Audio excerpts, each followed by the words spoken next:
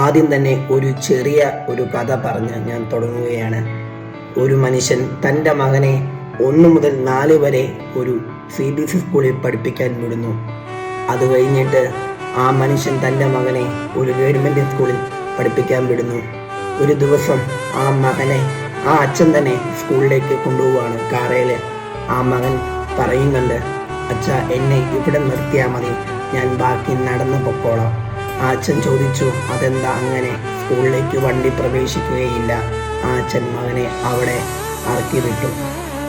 ഒരു ദിവസം ആ അച്ഛൻ ആ സ്കൂളിൻ്റെ വഴിയിലൂടെ യാത്ര ചെയ്തപ്പോൾ സ്കൂളിൻ്റെ മുറ്റത്ത് ഒരുപാട് വാഹനങ്ങൾ പാർക്ക് ചെയ്തത് കണ്ടു. വൈകുന്നേരം വീട്ടിൽ മകൻ വന്നപ്പോൾ ചോദിച്ചു, അന്ന് നീ എന്തിനാ അങ്ങനെ എന്നോട് പറഞ്ഞെന്ന്?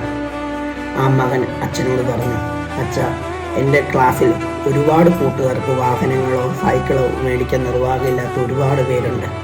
അതിൻ്റെ ഇടയിലേക്ക് ഞാൻ ഈ വണ്ടിയിൽ വന്നിറങ്ങുമ്പോൾ അവരുടെ വേദന വർദ്ധിപ്പിക്കും. അതുകൊണ്ടാണ് ഞാൻ അങ്ങനെ പറഞ്ഞത്. നമ്മളൊന്ന് ഓർക്കണം, നമ്മുടെ ജീവിതത്തിൻ്റെ പല ഭാഗങ്ങളിൽ യാത്ര ചെയ്യുമ്പോൾ ഒരുപാട് പേരെ കാണാറുണ്ട്. അവർക്ക് ഒരുപാട് കുറവുകളുണ്ടാകും.